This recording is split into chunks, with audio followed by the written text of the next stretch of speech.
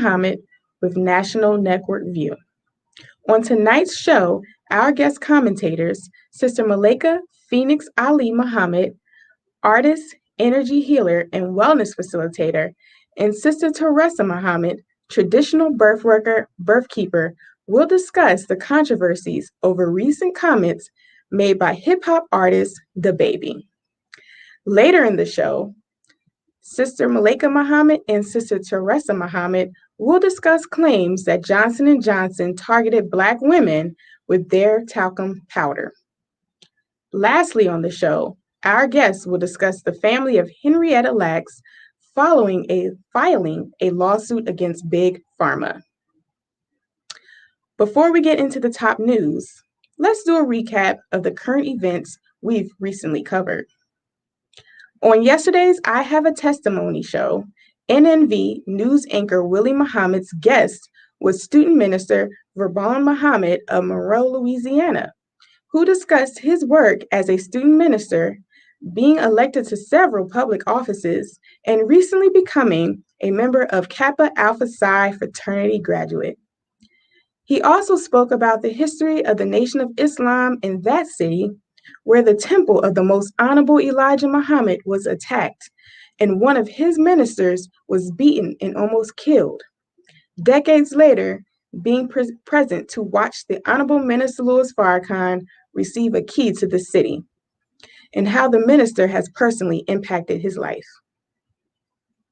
Brother Vervin, you've talked about the history of the Nation of Islam in Monroe, Louisiana. Now, can you share with us, with our audience, how you became introduced to the teachings and eventually joined?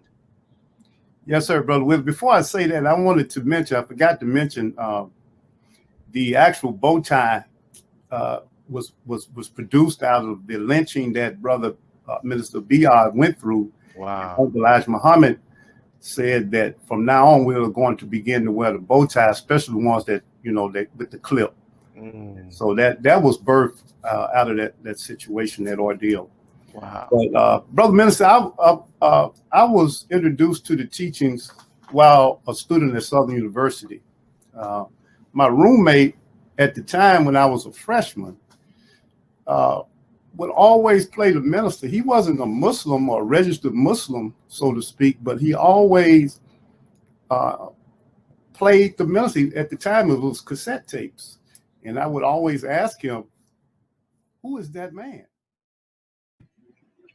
NNV news anchor Rosalind Parks spoke with weekly contributor Brian E. Muhammad, Final Call News staff writer, about Israel's inordinate influence on the world stage, their interference in the affairs of other governments, and their political pressure campaigns. In May, the African Union condemned Israeli attacks on Palestinians in the Gaza Strip and Al-Aqsa Mosque and the evictions that took place in Sheikh Jarrah. Why has the AU now granted Israel observer status? Well, they've been lobbying, Israel have been lobbying to get status at the AU for a number of years. And they have been rejected because of strong pushback from leaders such as South African President Ramaphosa, and others who rejected their presence based on the principled position in support of the Palestinian cause that Israel, obviously has not moved to rectify in now 73 years. As Israel accused Iran of a recent bombing, questions remain regarding Israeli involvement in numerous assassinations of Iranian nuclear scientists and officials. A number of Iranian nuclear scientists have been assassinated. We've been talking about the bombings of the Palestinians for the last couple of weeks. Has Israel been implicated in those assassinations? Yes, Sister Rosalind, they've been blamed and they took credit the former Prime Minister Benjamin Netanyahu on a few occasions have alluded to what they did. Just a couple of months ago, the former head of the intelligence apparatus, the notorious intelligence apparatus of Israel, Mossad, said in an interview that they did this, you know, that they were the culprits behind this.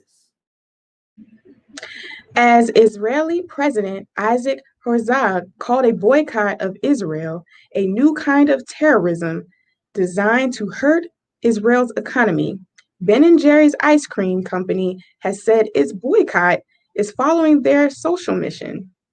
The owners of Ben & Jerry ice cream Jewish?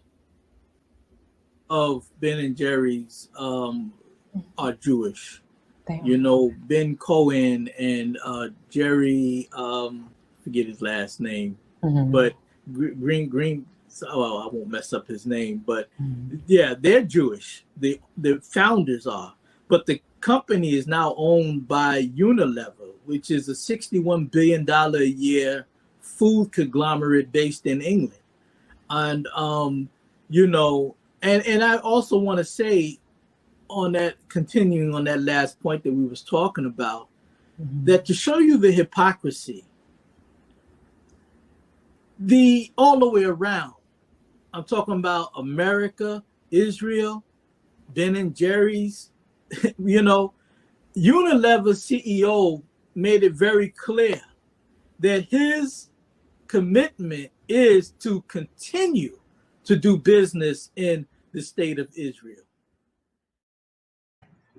Weekly contributor Dr. Akili Muhammad updated us on the COVID pandemic and the Delta variant that are surging in America and all around the world.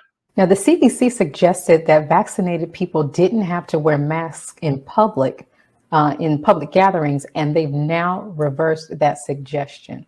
What's your interpretation of this move? Yeah, to me, my interpretation is that it's another example of how confused these people are. They say one thing, and then within they're saying something opposite because they know how to handle this. The minister took the criteria in July 2020. Scientists from heaven cannot deal with the pandemic from heaven. And we're being shown this over and over and over again. There are certain faces that all of us know what they are. They're going to be posted in all these different news sites, and they're going to say something. And then not too long after, people have lost complete confidence because it's over and over and over again that these people are saying one thing and coming back and doing something. Brother Shahid Muhammad, the math doctor and Asiatic Minds math instructor, discussed student achievement and proficiency in mathematics and how Asiatic Minds is preparing to help students improve their math skills and abilities. Why is achievement and proficiency in mathematics so low in America's public schools, especially for Black people? Well, the American public school system was never set up for the masses to be literate in any of the subjects, let alone mathematics. Those in power, the rich, bloodsuckers of the poor, they desire to stay in power. So they have to make sure the masses are dumbed down and illiterate in terms of reading and mathematics. So the school system was never set up for the betterment in mathematics. And then the American society, if we look at today, particularly, is a society with a lifestyle full of distractions, sport and play, people just seeking pleasure, savagery, and all those things go totally against excelling in mathematics. I was joined by guest commentators, Student Regional Minister Dr. Abdul Halim Muhammad and Sister Deborah Muhammad of NOI's Ministry of Education for a discussion on the impact of COVID and its Delta variant surge on the Black community. With the Delta variant posing a serious threat, how can we expect this new strand to impact our community? specifically after witnessing the medical neglect that the Black community faced last year during the first wave? Well, that is exactly the problem. The problem is the lack of diversity in the medical field, particularly in this administration, and the lack of equitable treatment in terms of there are two medical systems, one for the rich and Caucasians, and the other for the poor and people of color and even Caucasians. So the real problem is the comorbidity. See, they're often reporting, well, this amount of people died from the virus, but they very rarely talk about what were the comorbidities. How many of those people were obese? How many of those people lacked vitamin D? How many of those people had suffered from diabetes or cardiovascular problems? I also posed questions to Dr. Abdul Halim Muhammad and Sister Deborah Muhammad about issues surrounding the vaccine mandate and whether it's violated our rights. With all the underlying preconditions that we discussed earlier that are affecting the world, especially the Black community, and these preconditions are what? Heart disease, diabetes, asthma, and cancer. We have never, ever witnessed the U.S. government works this hard to solve any of those problems. Why is there so much focus on this vaccination? Well, the Honorable Minister Farrakhan has been telling us for a very long time that there has been a plan by those who are in power to control the population of the world. And so the reason being is because this is part of this master plan, this scheme that this cabal of people have to control the population of the planet. And so that's why they're working so hard. That's the overall reason why they're working that hard. It's because they want to control the population of people that they consider to be useless eaters. And so that is one of the reasons among many. Dr. Halim Muhammad and Sister Deborah shared their thoughts about the ending of the Center for Disease Control and Prevention eviction moratorium. So, just a year after the initial start of the pandemic, where millions were furloughed and laid off, and many, by the way, have not yet recovered from this, will now potentially be facing evictions as a federal eviction moratorium has now expired as of July 31st. Dr. Halim, what does this mean for the Black people in America? It is a crisis. We're already suffering disproportionately from homelessness. And at a recent community roundtable that we had here in Houston, the Justice of the Peace and also the constable who serves these evictions in our community both spoke at the roundtable. And they were deeply concerned that, in fact, Congress had not passed an extension of this moratorium. So now those vested interests, such as landlords, mortgage companies, and banks, are going to have their way. On I Have a Testimony show, NMV news anchor Willie Muhammad's guest was student minister Aman Muhammad of Mosque 34 in Durham, North Carolina, who shared his experiences and memories growing up, how reading the Holy Quran ignited his interest in Islam.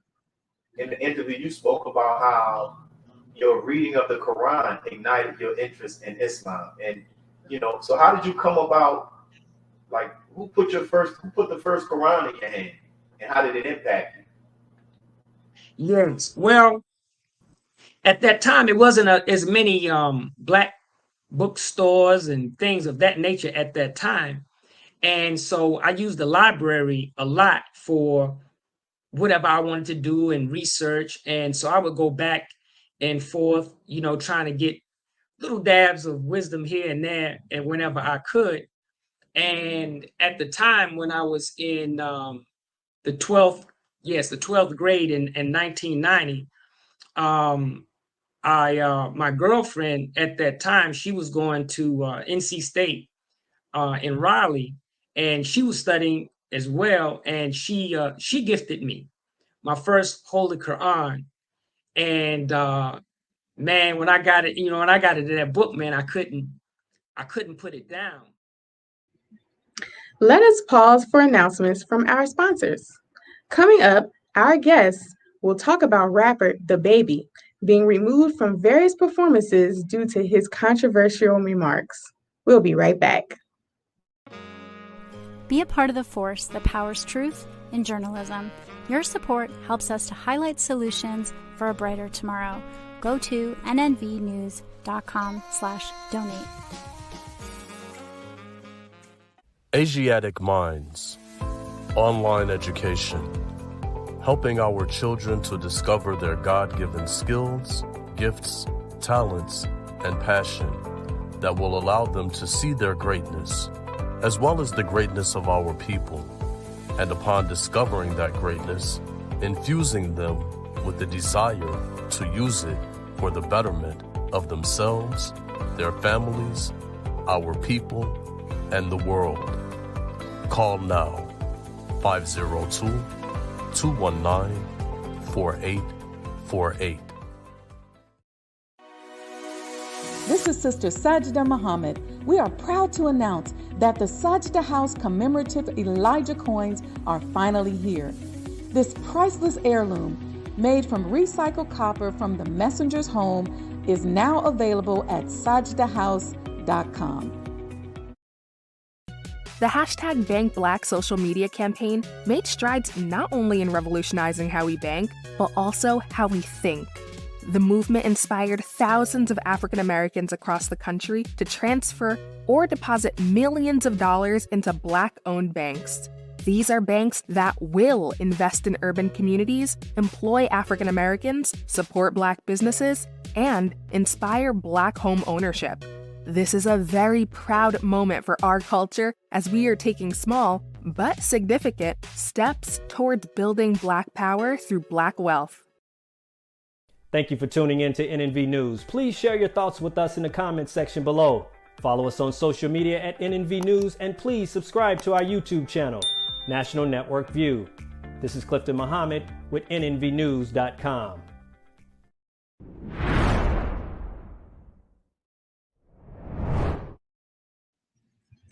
Hip-hop artist DaBaby recent comments made at the Rolling Loud Festival in Miami, Florida, led to controversy and revealed cancel culture at its finest.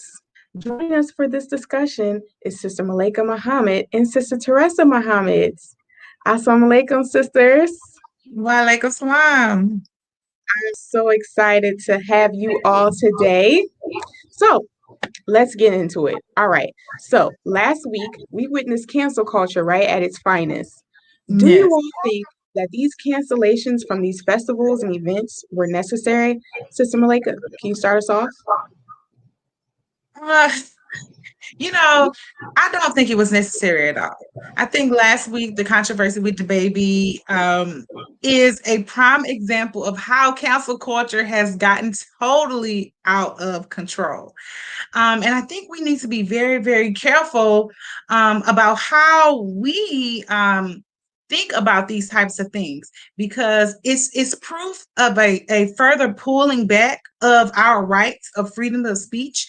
And although it's very, very popular nowadays to speak out against people with particular sexual preferences and things of that nature, I think it's extremely important that we be very careful about heralding and cheering on this type of cancel culture.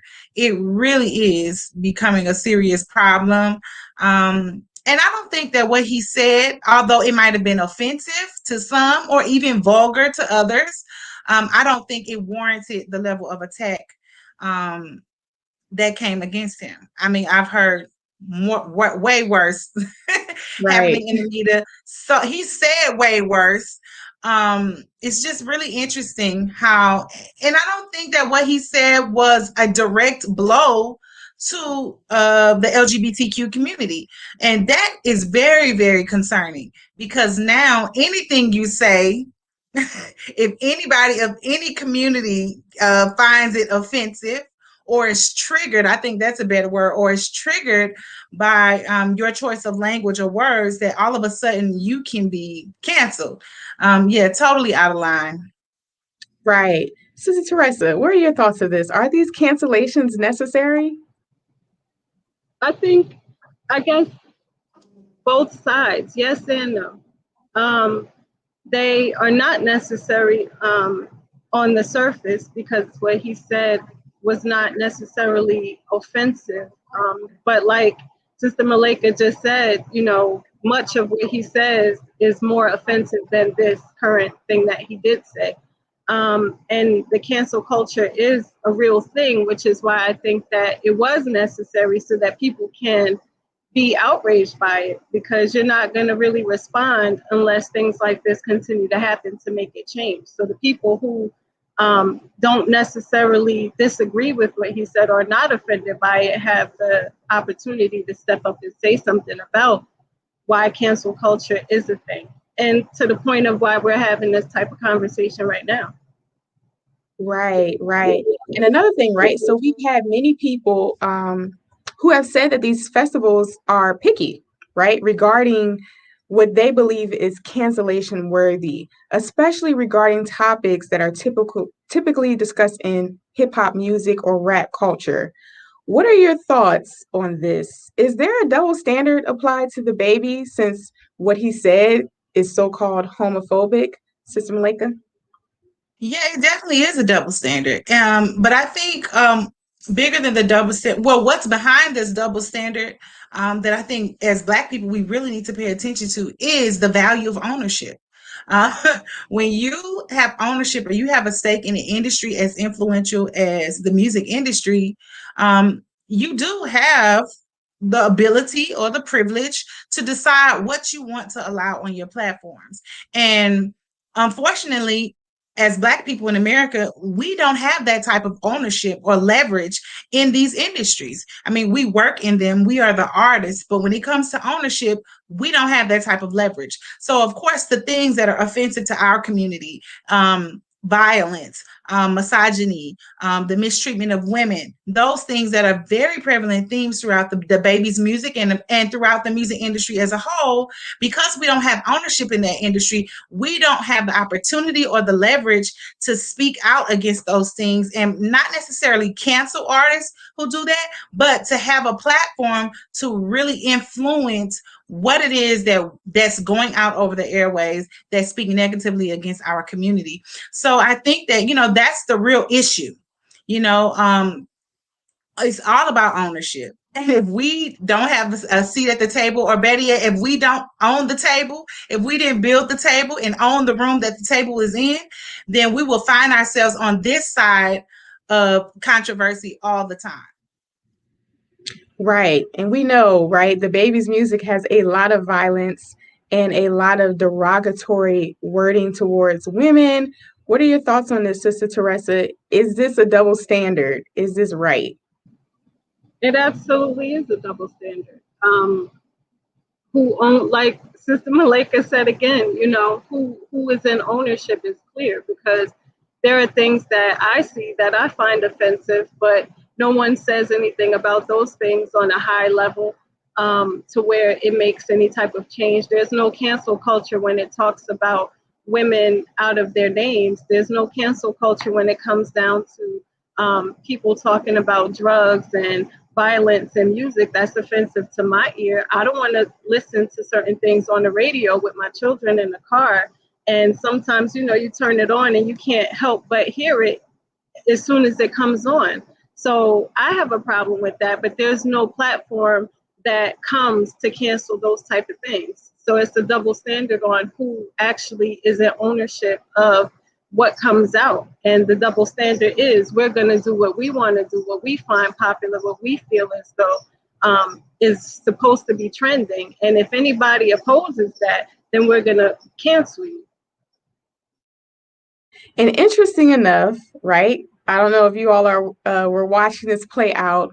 So a couple weeks ago, we witnessed the baby and Megan Thee Stallion fall out, right, over the baby choosing to record a record with her alleged shooter, right? But yet no one was in outrage about this. All of these festivals still allowed this rapper to participate, to make his money. No one seemed to care that a real Black woman was shot by this man, and he brought him on the stage at Rolling Loud. And that, ironically, was not even part of the discussion. So do we see this being a part of the larger conversation around what is considered acceptable within Black culture and rap culture, Sister Malaika?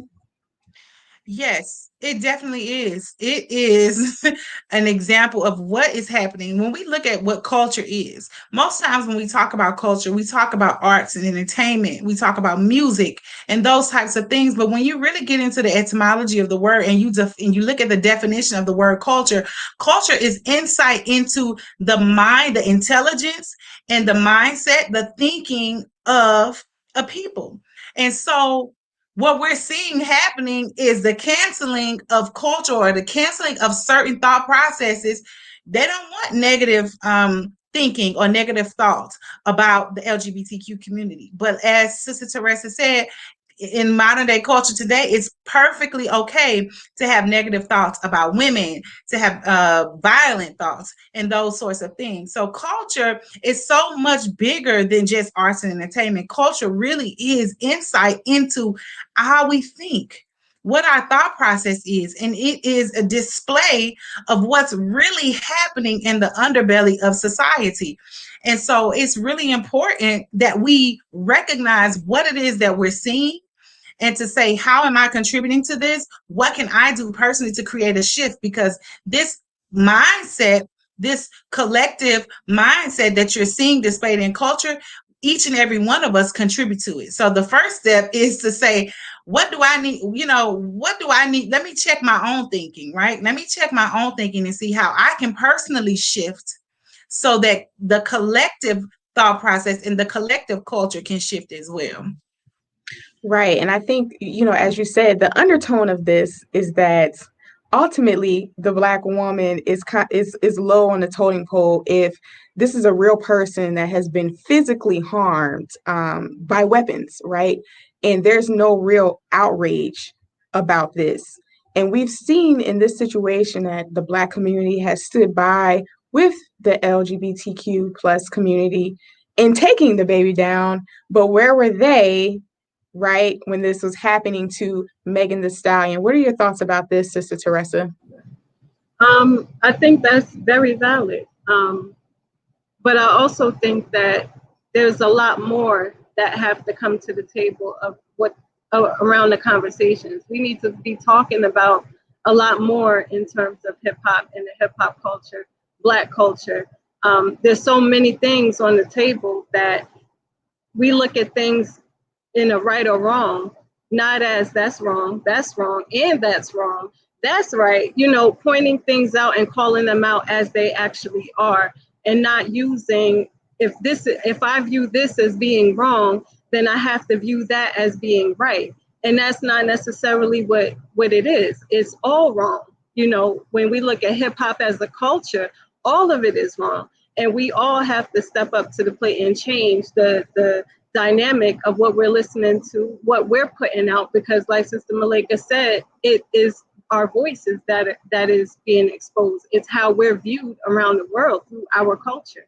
And it has to change, whether it's Megan Thee Stallion and Tory Lanez, whether it's the baby, whether it's R. Kelly, whoever it is, whatever it is, in the way that it is today, it all needs to come to the table and be addressed. Right. Thank you so much, Sister Teresa. Thank you so much, sisters. Let's pause for announcements from our sponsors. When we return, our guests will comment on Johnson & Johnson being sued for allegedly targeting Black women with a product that was found to cause cancer. We'll be right back. Be a part of the force that powers truth in journalism. Go to nnvnews.com/donate. worldwide, 24 hours a day, 7 days a week. Download the Final Call Radio app and take us everywhere. On your phone, on your computer, on your tablet, on Instagram, Facebook, and Twitter. You can also log on to finalcall.com and click the Listen Live button, or finalcallradio.com. Final Call Radio, the official voice of the Honorable Minister Louis Farrakhan and the Nation of Islam. Please share your thoughts with us in the comment section below. Follow us on social media at NNV News, and please subscribe to our YouTube channel at National Network View. I am Anissa Muhammad with NNVnews.com.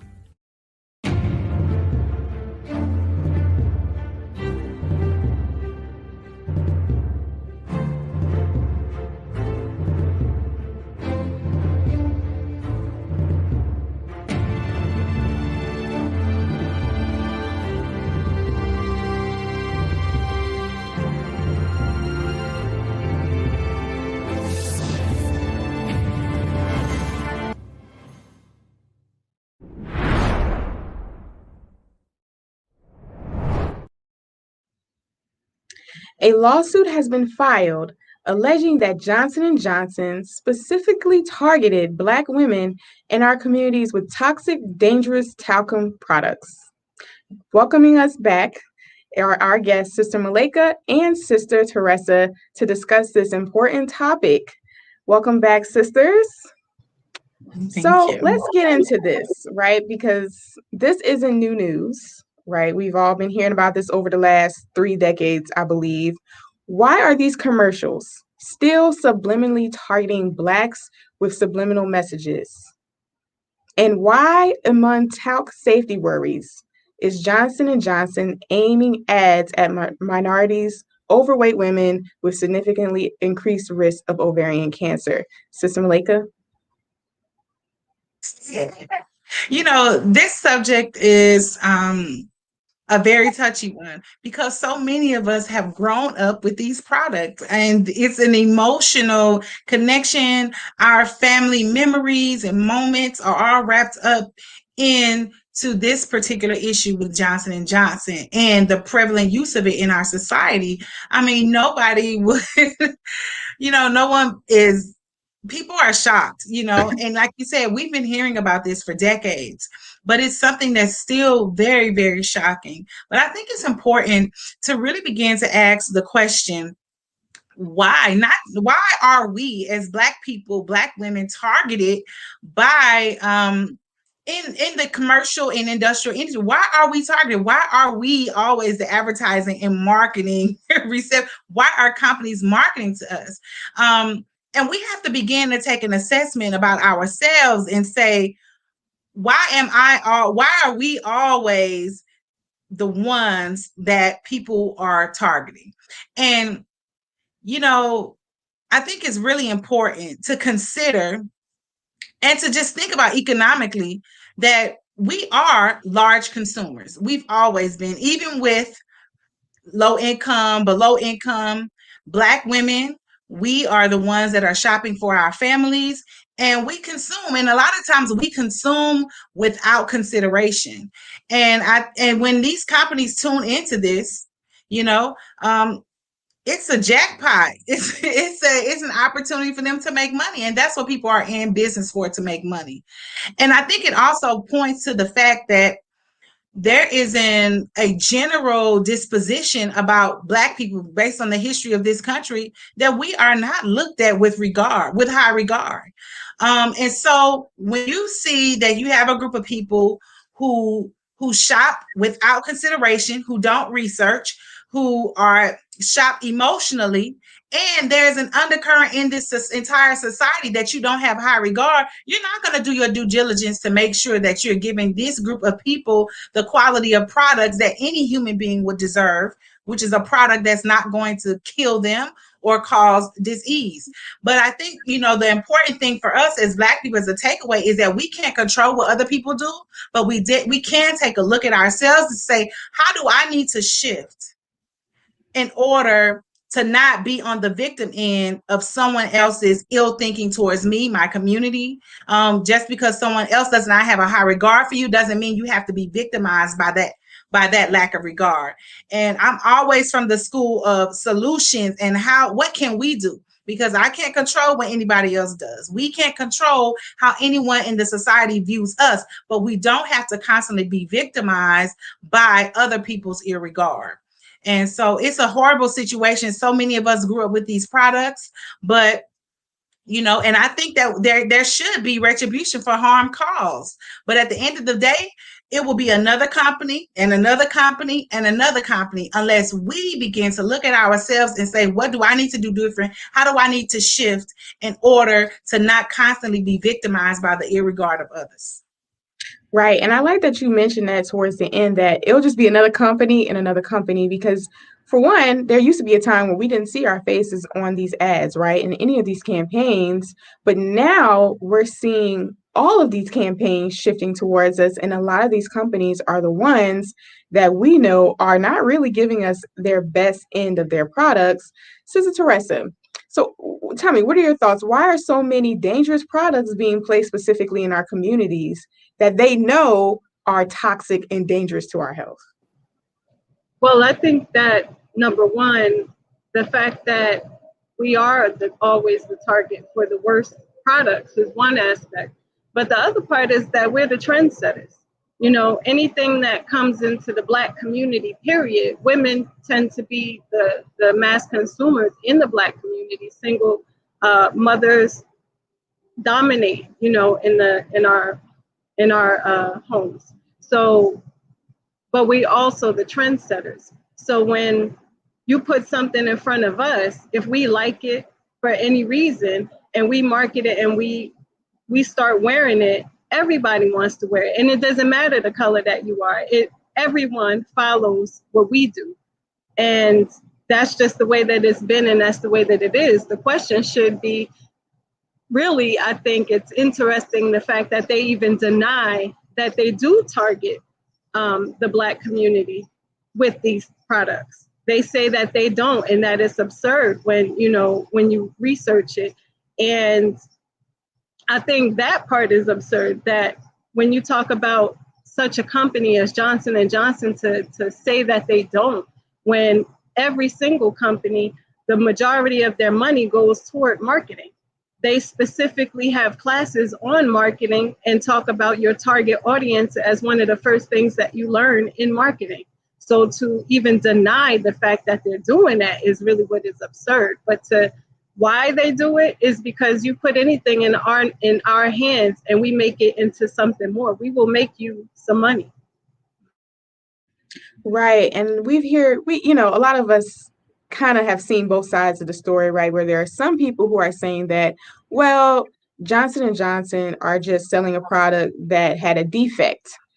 But on the other end, is it true that Johnson & Johnson are probably targeting our reproductive organs in terms of Black women? Or is it just so happen that these negative things that's in their product is targeting our reproductive organs? Sister Teresa? Good question. I think I'm not quite sure of what the intention was, but I do know that in science, they tend to put out a product and then later on in research find that there's problems with it. But the money is so good that they choose the profit over life. And not that it was the initial intention for that to be, for it to cause issues in women, Black women specifically. I just honestly believe that once it did come out, like with many researches that have been done, that now we're going to hide it. Now we're going to tuck it under and not expose it because we have to make the money over human life. Right. I actually really agree with you on that, Sister Teresa, which brings, right, a different question to the table, which is once they find out, right, that these chemicals in this product are negative, how is it possible that they can keep pushing this product when these products have to get cleared through FDA, right?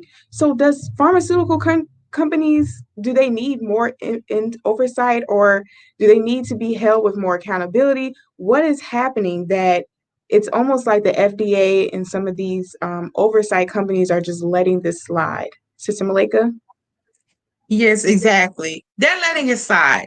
The reality is that the Food and Drug Administration is a business as well.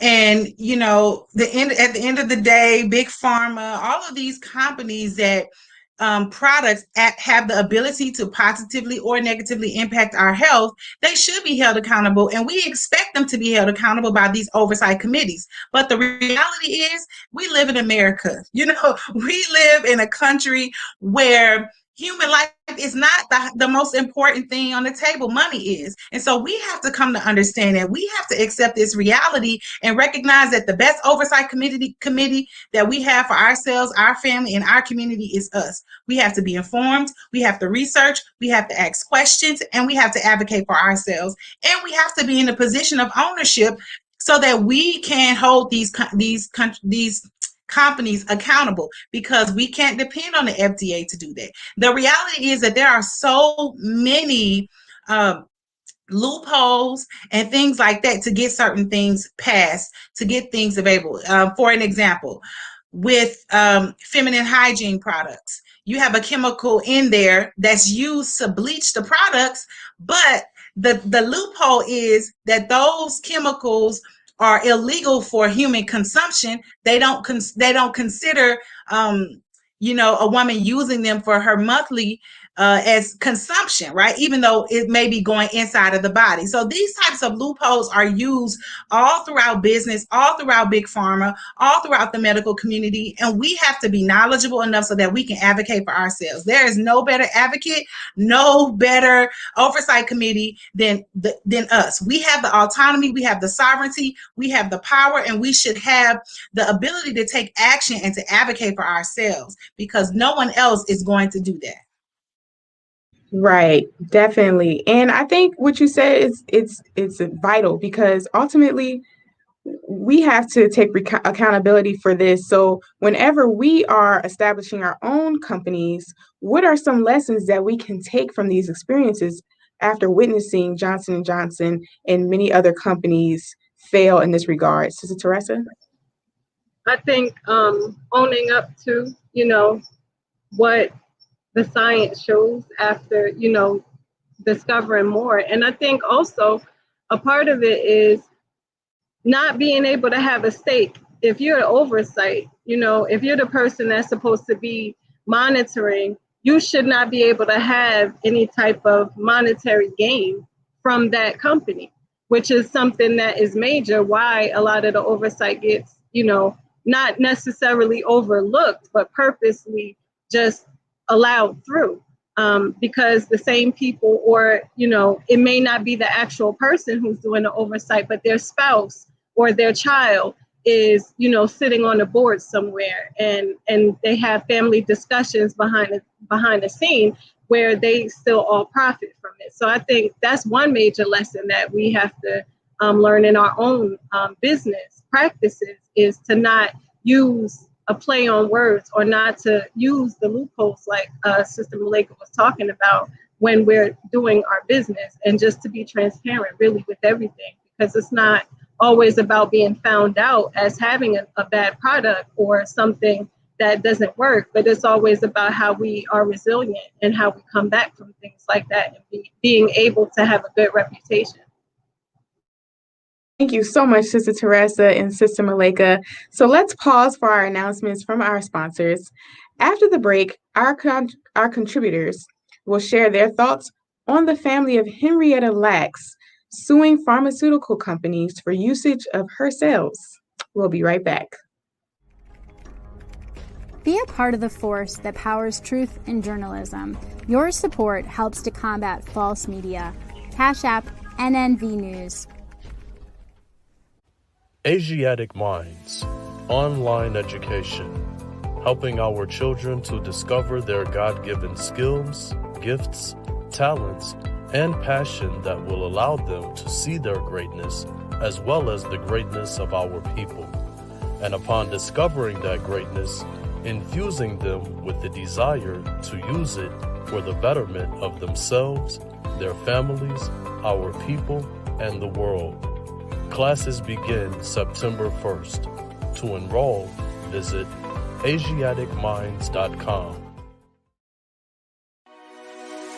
This is Sister Sajda Muhammad. We are proud to announce that the Sajda House commemorative Elijah coins are finally here. This priceless heirloom, made from recycled copper from the messenger's home, is now available at sajdahouse.com. Greetings from National Network View. This week's Final Call cover story headline reads, "Separate and Be Saved. America's race problems and deadly race interactions are growing worse. It is time we leave the children of our former slave masters and 400-year-old tormentors. Separation from whites is the only and best solution to this problem, a serious problem that is rooted in prophecy." This FCN Volume Number 41 edition middle page article by the Honorable Minister Louis Farrakhan is entitled, "A Case for Separation." To read more, subscribe to finalcalldigital.com and tune in to the all-new Final Call Radio. This is the nnvnews.com Final Call cover report. Please make sure you leave your comments and questions in the comment section below. Follow us on Facebook, National Network View, and make sure to check us out on Twitter as well, National Network View. This is Sergio Gutierrez with National Network View, signing off.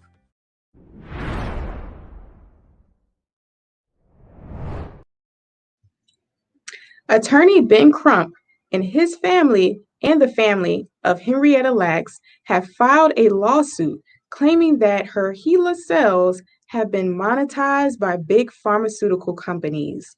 Joining us again are Sister Malaika Muhammad and Sister Teresa Muhammad. Welcome back, sisters. Thank you. So, is it possible that other Blacks, in addition to Henrietta Lacks, have cells now commonly known as immortal gene lines that have an amazing property? Sister Malaika. Yes, absolutely. Absolutely. As we know from the teachings of the Honorable Elijah Muhammad, that the Black man is the original man. So our cells are these immortal cells. That is who we are.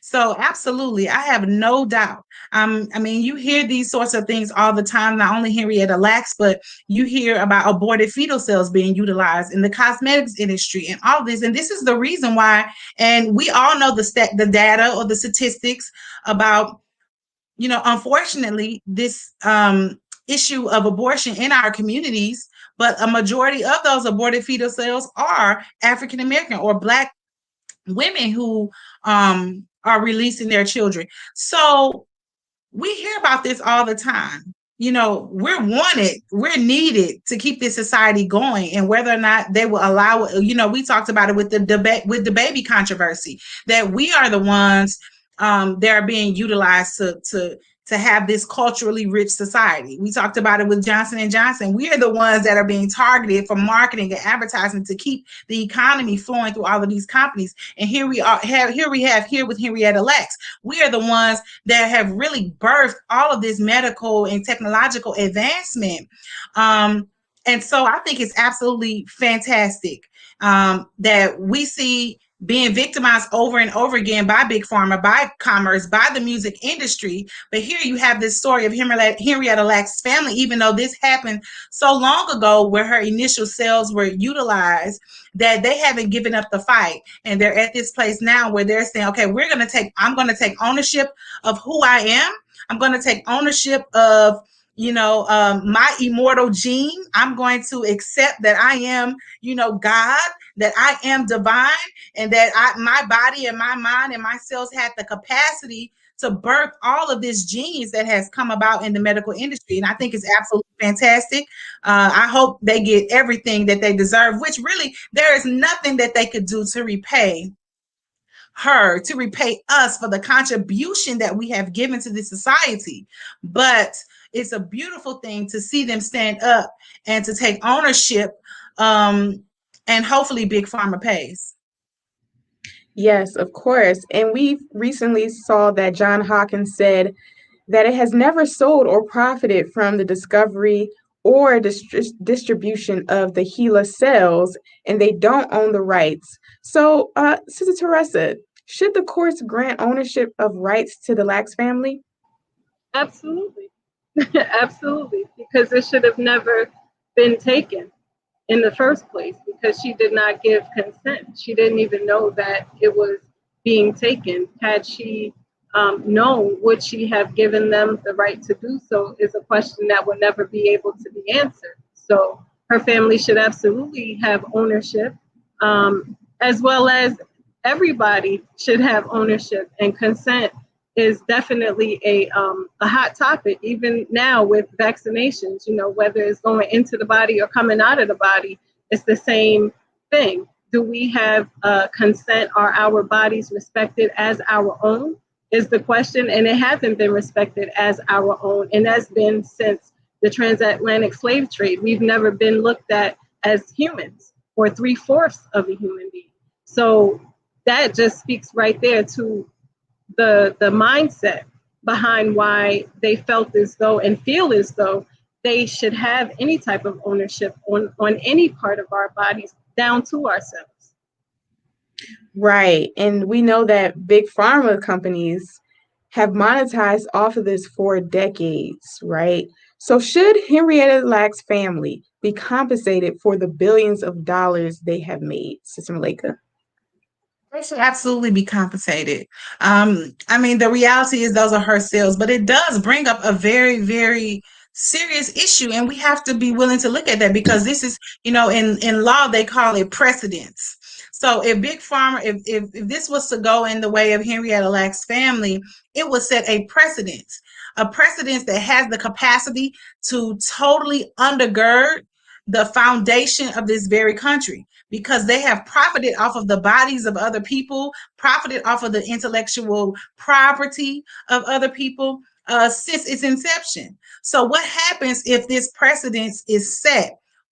That's like a string in a sweater that you pull it and it eventually unravels. So what we're seeing is the unraveling of this structure of the United States of America that has profited and continues to profit off of the bodies and the intellectual property of those who they believe that they own.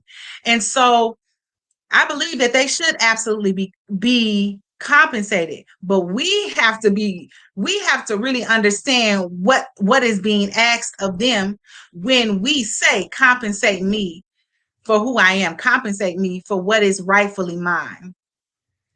Right. And it is absolutely necessary, right?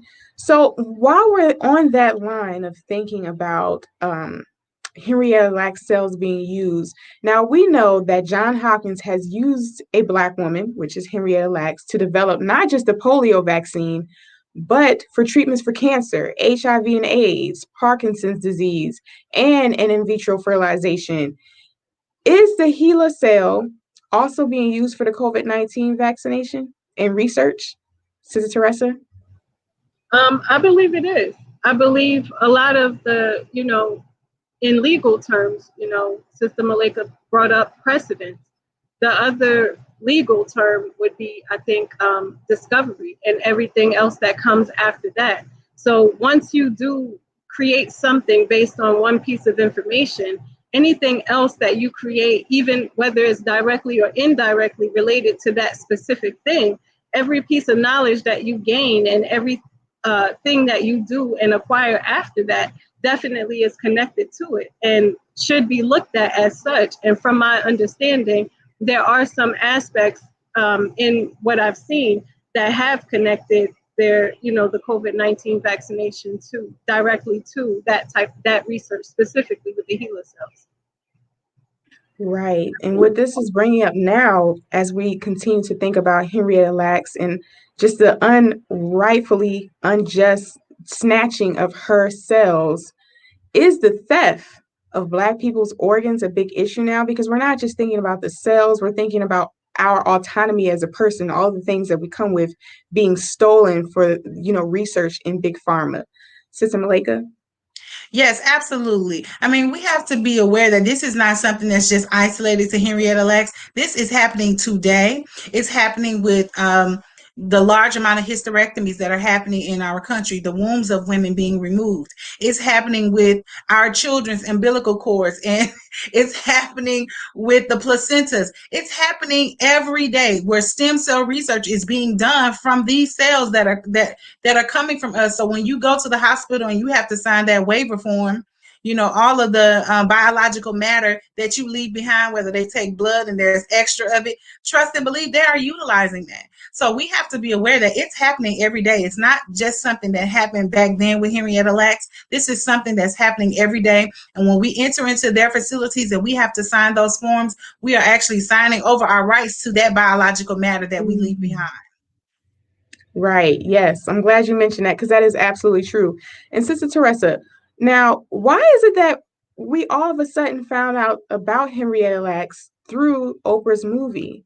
Why did we have to be educated about her through that method? I mean, really, because our stories can only be told by us.